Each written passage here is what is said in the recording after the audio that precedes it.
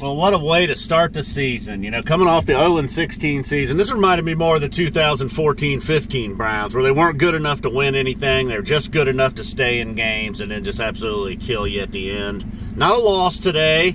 A game that perhaps they could have won, could have lost it also. We'll take a... Just kind of sucks when you're like, yeah, all right, man, a tie. Good. We didn't lose.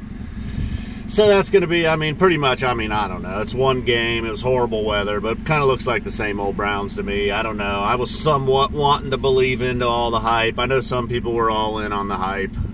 Tyrod Taylor looked like Tyrod Taylor.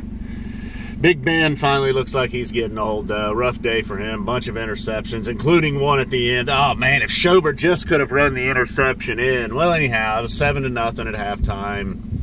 Basically, it looked the Steelers were in control most of the day, no matter what the score was. The Browns get a touchdown from Carlos Hyde, I believe it was, making it 21-14. Defense played well all day long, really. I mean, they gave up some yards, but, I mean, only 21 points. When it counted there at the end, they got a few stops. In overtime, they got some stops. Missed field goals in overtime. I don't know, I'm all over the place. Really is all, I mean, then about 2 minutes to go, Josh Gordon finally showing up. You know, he was out there a little bit today, didn't play as much as I thought, or at least I didn't notice him as much as I thought I would. 17-yard touchdown, tying the game up. Hugh Jackson had any nuts, he'd have went for 2 there.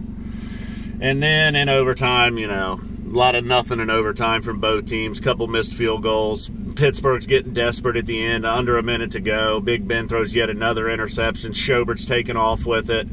Gets to about the 10-yard line. There was a penalty on the return from Myles Garrett. Field goal. All right, well, that pretty much does it. I know that wasn't much of a game recap. Wasn't much of a game. You know, it was a typical Browns game. A lot of mistakes. You know, I think they had 3 false start penalties in the first quarter.